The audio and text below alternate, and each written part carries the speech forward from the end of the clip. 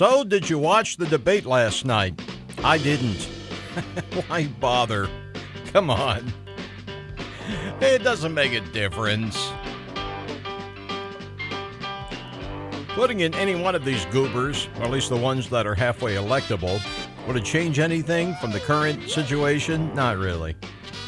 I may not bother to vote next year. Really. I mean, what's the point? You tell me. 663-1270. Jim Walsh from Supertalk 1270. Streaming online at supertalk1270.com. No, I didn't bother with the debates. I watched, I took a nap, and then I got up for a while and watched Netflix with my wife. For a while, anyway. Like I say, at this stage of the game, nothing's going to happen that's really going to affect the ultimate outcome, or whatever it is. And it's not going to change anything. I mean, look, I don't trust Donald Trump as far as I could throw the man. And I certainly wouldn't vote for him. But at least here in the state where I live, the fix is obviously in. Why should I bother? If I vote against Donald Trump, why should I bother? You know he's going to win in North Dakota. He's a white male with an R next to his name. That's pretty much all you need. As Joe Heikam said not too long ago, I mean, people in North Dakota would elect a can of baked beans if it had an R on it. So why bother? You tell me. I don't see the point. 663-1270. Now, I did not watch the debates. I just couldn't sit through all of that. I did look at some articles, checked out some quotes on YouTube, some bits and pieces here. Yeah, that's pretty much what I do anyway with these things. Anytime there's some kind of debate on, or a presidential press conference, or a State of the Union address, I've been doing this for years. I just refer to YouTube after the fact. Because, you know, if the guy says or does anything that's going to be remotely interesting, it's going to be on YouTube later. I love the on-demand thing. It's going to be right there and you can watch. You know, in 1976, I'm old enough to remember that election. Jerry Ford made his comment about the Polish people not being under communist control. And I remember seeing that, and I'm thinking, well, Jimmy Carter just got elected. And Jimmy knew it, too. He was great. He had a big old something-eating grin on his face. You know, he's like, okay, we just got elected. We're in the money. He just had that goofy look on his face, which he kind of usually had anyway. But the point is, nowadays I wouldn't have to sit through the whole election to do that. Just the next morning, well, Gerald Ford said this. You know, you can go to YouTube, and there it is. You can talk about it. Am I lazy, or am I just I think I'm just being realistic. We haven't even started talking about, we're not even anywhere near the election year yet. And we're already talking about who the big candidate is going to be for next summer. Way too early. Sometimes these things are not even decided until well into the actual convention. Will it be Joe Biden? Maybe. You know, I'm not a big Joe Biden fan. I lived in Delaware, Joe Biden's home state. I remember when it was Joe Biden and Bill Roth were the two senators back in the day, and everybody just thought the world of Bill Roth. Joe Biden, a little more complicated issue there. I can't say much for Joe's character personally, although it has been my not so much pleasure to have contact with some of his closest associates. And these were people that I would not trust, that I would not want to ever get anywhere near the Oval Office. I will say that much. Am I saying that Joe himself is corrupt? Not necessarily. I don't know for a fact that he is, one way or the other. I do know that I've known a lot of Joe's close friends, and these are people who I wouldn't elect dog catcher, let alone president of the United States. So, no, I'm not a big Joe Biden fan. I'm not really a fan of anybody on this list.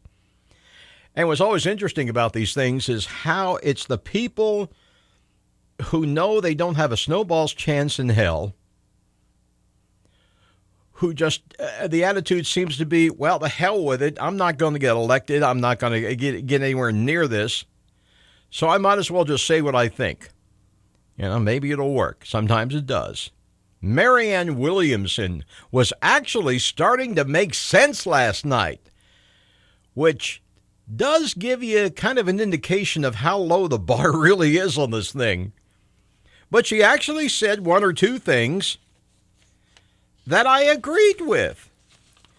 In talking about the immigration policy, particularly the current administration's policy, she said, I love this quote, "If your government does it, that doesn't make it less of a crime." I love that. That is a great quote.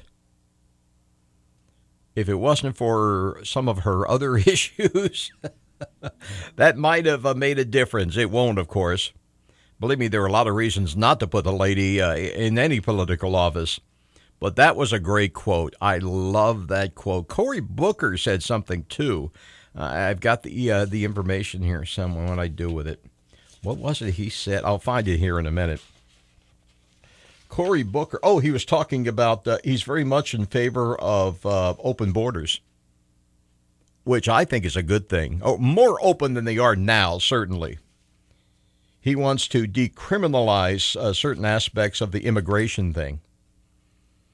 And some people are saying that changed the terms of the debate last night. Well, again, Cory Booker is not going to get anywhere near it, which is the reason. I mean, if anybody thought he did, he probably wouldn't have said it.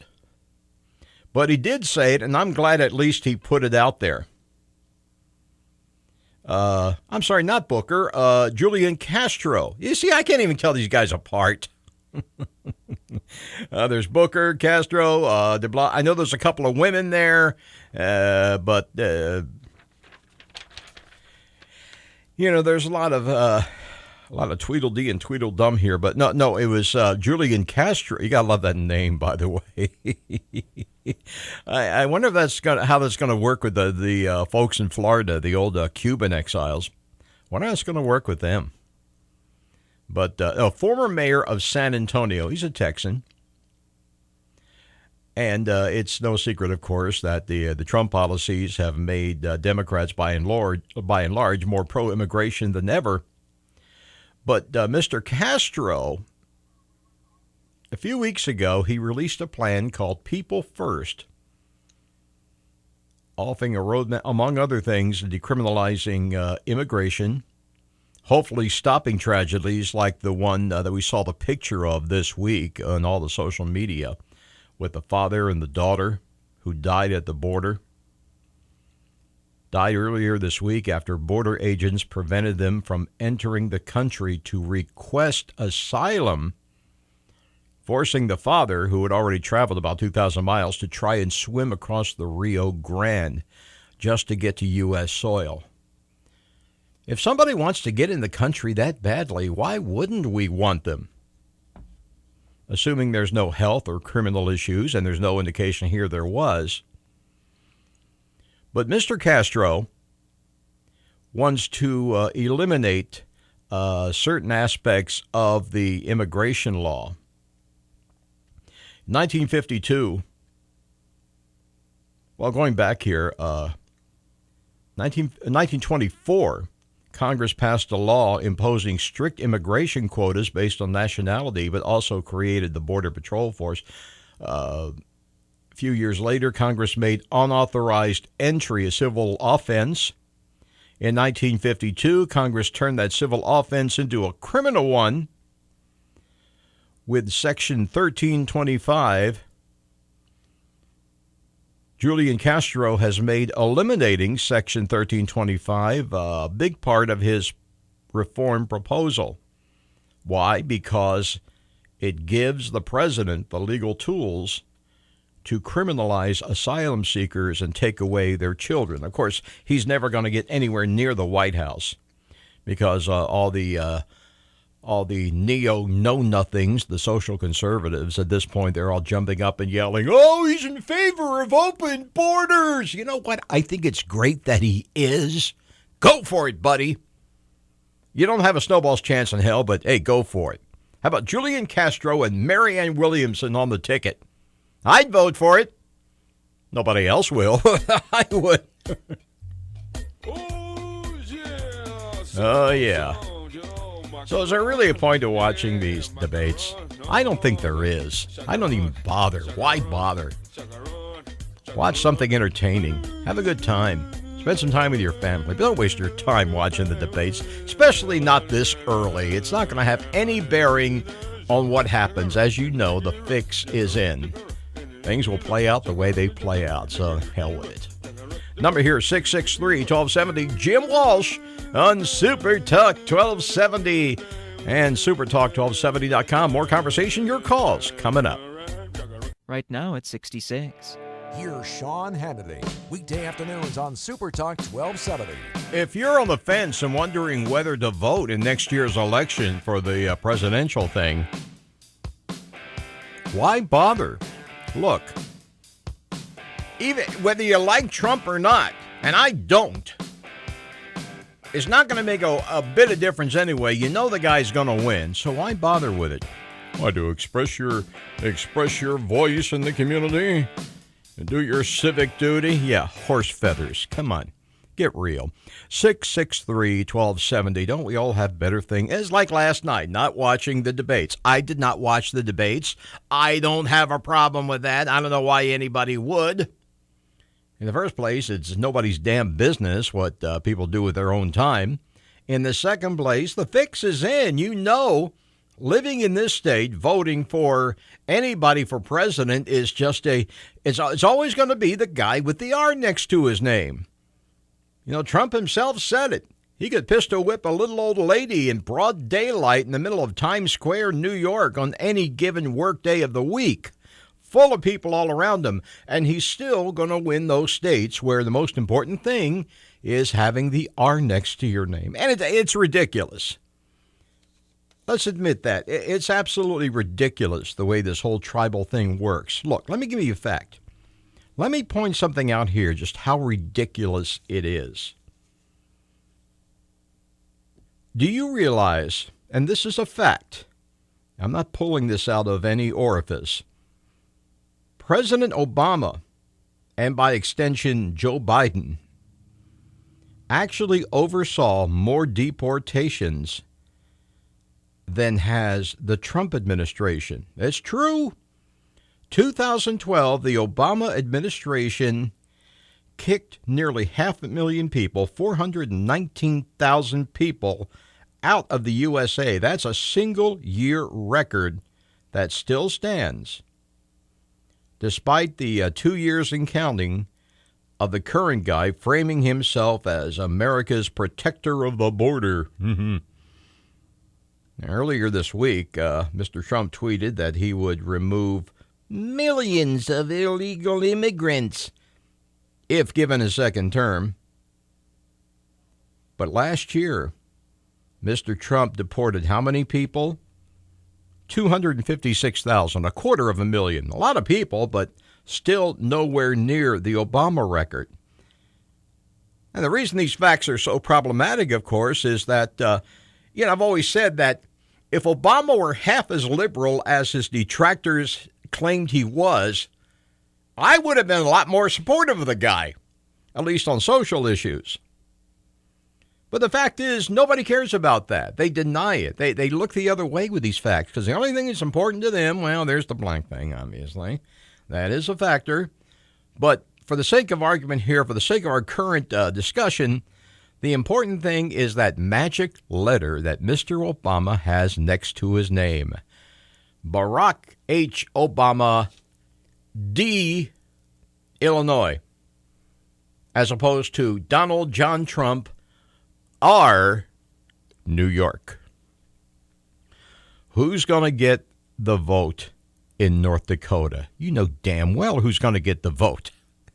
I feel icky just having to say it, like I'm insulting people's intelligence. But that being said, if I'm on the fence, and I'm not really, but if you're going to vote one way or the other, you have to wonder why you would even bother. If I vote for Trump, it's a wasted vote.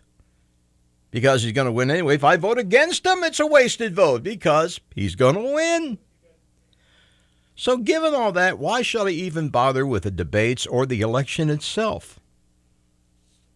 Cynical? I have better things to do with my time, to be honest with you. Number here is 663-1270. No, you're not going to get any of that get out and vote and do your duty crap on my radio station, at least when I'm on the air. You're not going to get that. Did not bother with the debates last night. And again, it's too early to really determine anything anyway. The only people who are going to say anything remotely interesting are the people who don't have a snowball's chance in hell. So they're going to say, oh, the hell. I mean, I even hear Bernie Sanders hedging on some things. And again, the single best comment that I heard last night, the one that resonated most with me based on my personal views, came from the reluctant anarchist and motivational speaker, Marianne Williamson. If your government does it, that doesn't make it less of a crime. Seriously, can you imagine, say, Kamala Harris saying something like that? Oh, God, no. I mean, that's her whole thing, is wielding government like a sword and abusing power and then fudging the record about it, calling herself a progressive. Regarding Kamala Harris, unfortunately, it's the people who actually have a shot at this that you really have to watch out for, that you have to be scared of. Her record as Attorney General in the state of California has been about as illiberal and unprogressive as you can get, with the over-sentencing and the witch hunts against small-time crimes and blatantly ignoring abuse of power by the police and the courts in the state of California. But that doesn't matter to her supporters because she's got that D next to her name. Therefore, it's a progressive agenda. Bull feathers. Here's some information. Kamala Harris. This is from Reason Magazine. They did a big write-up on her a couple of months ago. She describes herself, of course, as a progressive attorney general, but behind closed doors, she has repeatedly fought for more aggressive prosecution, not just of violent criminals, but of people who committed misdemeanors and even quality-of-life crimes. Yeah, she's a big-time drug warrior.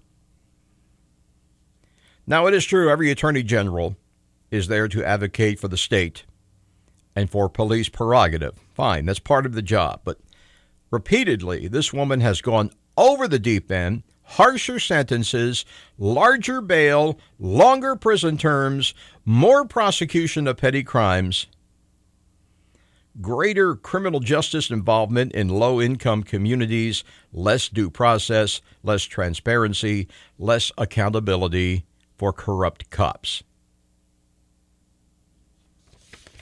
And she has spent much of her time on the campaign trail, including last night, fudging her record on these issues. Now, the problem is she actually has a chance of getting the nomination. That's unfortunate. Bernie Sanders, and I kind of like Bernie. I mean, from a personal standpoint, I think I could get along with Bernie. Sit down with him over a beer and talk politics. We wouldn't agree on much, but there's a lot to be said for the character of a person. And I do tend to like Bernie as a person. And that is important to me. But I've got a real issue with some of the things he's been talking about, like canceling student debt, which, by the way, I have a student debt in the neighborhood of $80,000. I went back to college a few years ago, got my bachelor's, got a master's degree. I'm still waiting for the, the tide of success to come rolling in. I'm still waiting for my ship to come in after all of that. But the point is, I did it. Personally, I wouldn't have a problem with somebody waving a magic wand and making it all go away. But as far as political philosophy concerned, I think it's a very bad idea. So, again, tell me why it's even worth the time to watch these debates and even consider voting in the upcoming election, given the fact that, as I say, the fix is in. 663-1270, your political non-participant of the airwaves, Jim Walsh, Super Talk 1270. More conversation, your calls coming up. That's nobody's business but the church. Well, I see the mayor of New York is pretty much toast as far as running for president is concerned. You want to talk about? We're talking about the debates from the last couple of nights and why anybody should really bother watching, as if it's going to make any difference, and why anybody should even bother thinking about voting in North Dakota next year anyway, whether you're for the current guy or against him, as I am. It's not going to make any difference. We know the guy with the R next to his name is going to get it, no matter what he says, no matter what he does. Number here is 663-1270. I welcome and appreciate your comments here. Jim Walsh from Super Talk 1270 and supertalk1270.com. Bill de Blasio, who has very quickly become the most hated man in New York. You know, I remember when the whole thing last year with Wiener, the guy who got in all that trouble because of his Wiener picks. And I said at the time, you know, for all the problems this guy is having, he'd still be a better choice for the mayorship than a guy like de Blasio. I was right. Hell, Anthony Weiner in jail would be a better mayor for New York than Bill de Blasio. What does de Blasio have going for him? I mean, they hate the guy's guts in New York. The unions hate him. The police department hates him. What's he got to show for it? Oh, I have a black kid. Well, I mean, that's nice, you know. My wife's a lesbian. Oh, that's wonderful. But and I don't have a problem with any of that. Although you have to ask yourself, if your wife's a lesbian, what does that say for you and your ability to, you know, anyway. De Blasio is not well liked, and he is definitely the dark horse, the presidential thing. You know, and even by the standards of these goobers, now he's the ultra goober. He actually spoke in New York. He spoke in Miami, I should say, which is where they're having the debates. He actually showed up in Miami and gave a speech before the debate praising or invoking the memory of Che Guevara. Now, little history lesson here. 30-second history. Che Guevara, or Guevara, was a Cuban revolutionary. He was a sideman for Fidel Castro. I would call him a henchman of Fidel Castro. He did a lot to advance the Cuban Revolution, and he was more or less, a murderous thug. He was responsible for shooting people who opposed the glorious revolutionary agenda. Not a nice person. But, of course, he has this certain radical chic thing going, and there's plenty of people in New York who think Che Guevara is a genuine hero. I mean, look who they elect. They elect people like Ocasio-Cortez in New York. So it makes sense that they would like Guevara. But the thing is, the mayor forgot that he was not in New York anymore. He was in Miami, a city full of Cuban refugees and Cuban exiles. So when he gave a speech and he went, hasta la victoria siempre, or my Espanol is terrible, but basically it was a phrase, ever on to victory, which sounds nice, but unfortunately, it is associated with Che Guevara. He was famous for using it during the 1959 Cuban Revolution. You know, he may as well have stood up there and said, workers of the world unite, or one of those other, we will bury you, like Khrushchev supposedly said. It didn't do him any good. I don't know, maybe he was thinking he might as well, he's got no snowballs of a chance here, he might as well do something outrageous, if only to generate attention. Well, it did generate attention, but kind of in the wrong way. Rule number one of politicking in Miami, don't invoke Che Guevara. That's a simple one. Apparently nobody got around to it now. Yeah, you would think that somebody would say, Bill, you're going to be careful about the Cuban thing here, like Che Guevara and Castro. You can't say nice things about them because, yeah, I suppose he could have just done it to shock people, but what would be the point there? I don't think he's clever enough. So Bill de Blasio, he has issued an online apology, and he claimed he didn't know that Che popularized the phrase. Well, hell, I knew it, and I'm not running for anything. I know a little bit of history. Reporters in his hometown, New York, also dug up evidence that he had used the phrase at least once before in 2013. So we get a much-needed comic relief with this whole thing. There was somebody on Twitter, I don't remember who it was. Well, I do know who it was, but I'm not going to give their name. I do remember. And they were complaining about all the applause going on during the debate, claiming that it takes time away from all the important things these candidates have to say. And my response was, oh, really now? The important things they have to say. The only significant things I heard from what I monitored, looking at the transcription and looking at YouTube at the handful of clips they had there that were worth watching. The only thing I heard a couple of things that were that were interesting, and tellingly, they both came from candidates who were no way in hell are going to get anywhere near the nomination. One of them was Marianne Williamson, the New Age motivational lady, Oprah's friend. Despite being Oprah's friend, she ain't getting anywhere. Gayle King probably has a better shot at the presidency than Marianne Williamson. But when she talked about the immigration policy, and she says, if the government does it, that doesn't make it any less of a crime. I love that. I love that she said that. But she's not going to get the nomination anyway, so she can say that. It's like the reverse of the Ron Paul thing. Ron can stick to his guns and say what he believes, because even if he sounds a little nutso, because he's not going to get the nomination anyway. We know that. The fix is in.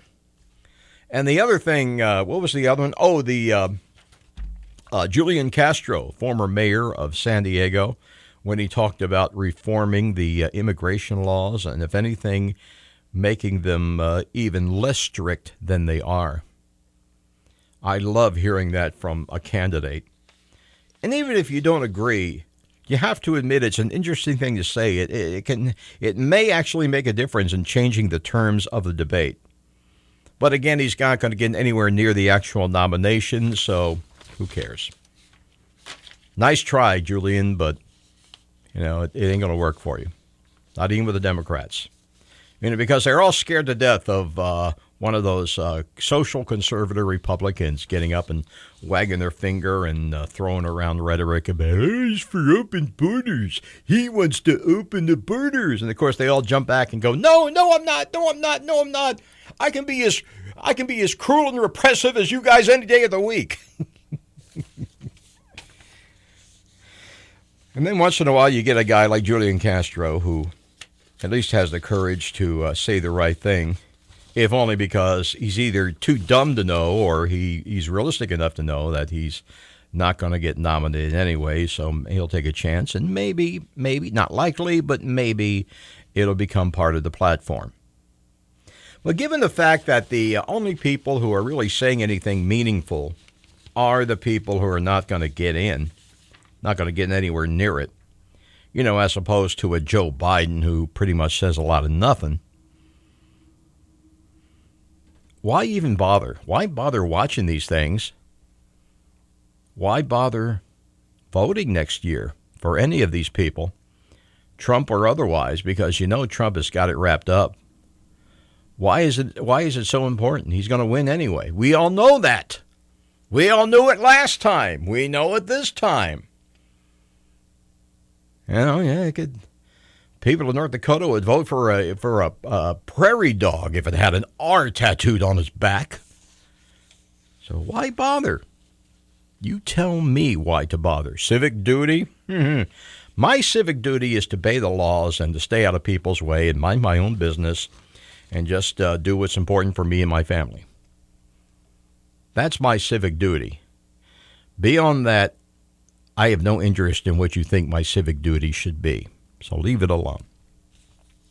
But do call in 663-1270.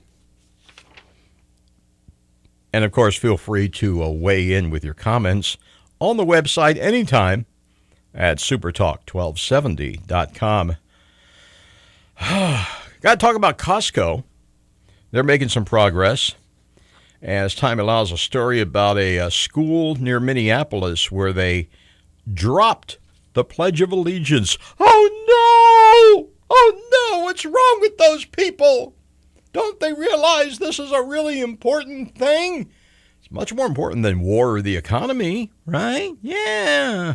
Much more important than people's quality of life in this country or getting a proper education.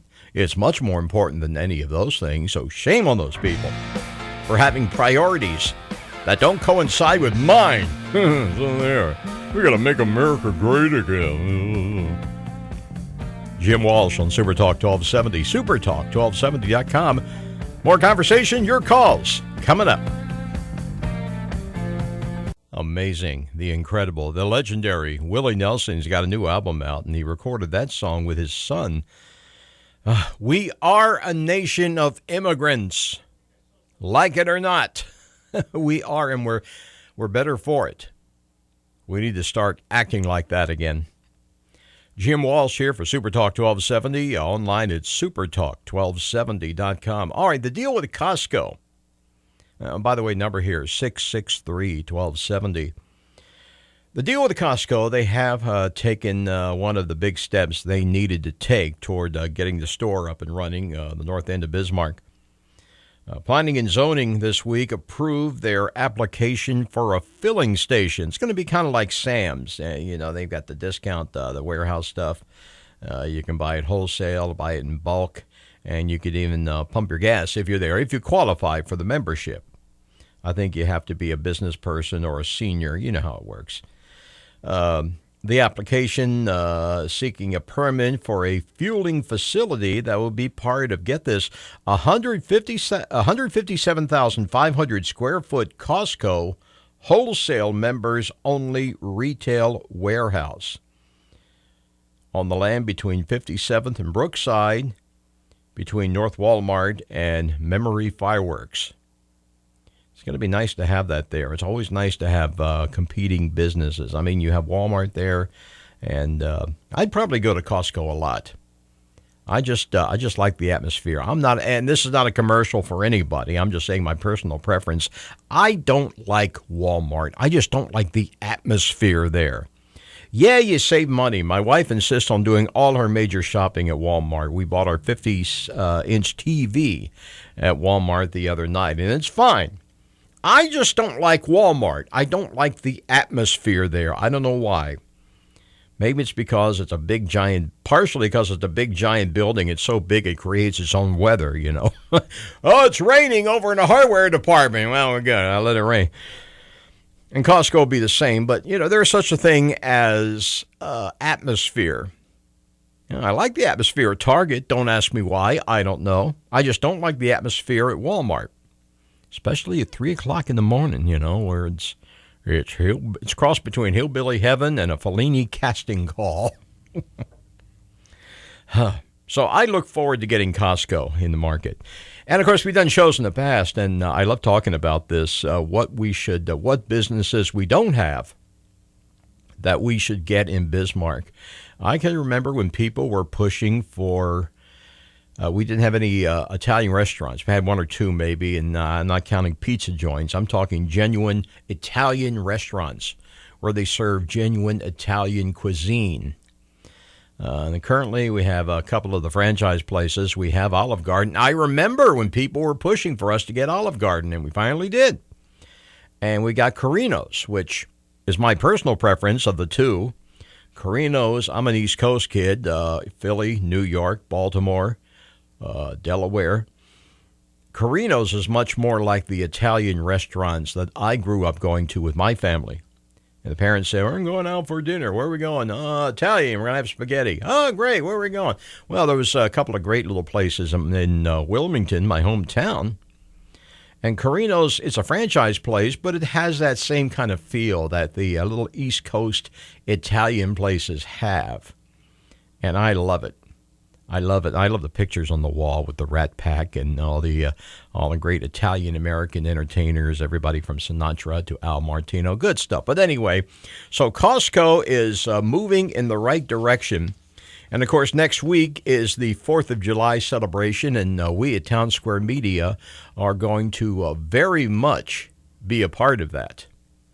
So I hope you'll come out, weather permitting, to Mandan on Thursday for the big wingding, the big summer parade.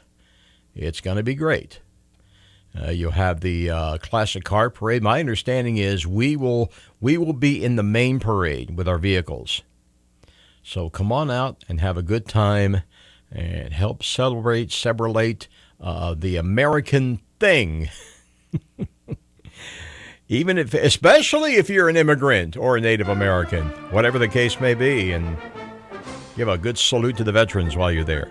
It's a cool thing. And we'll talk more about that next week. We'll have the information for you at supertalk1270.com. In the meantime, enjoy this weekend. Good movies coming out. You got Spider-Man, the new Spider-Man movie, Far From Home, which kind of is like an epilogue to the whole Endgame saga. And you got that new movie about the Beatles. Well, it's about the Beatles' music. It's called Yesterday.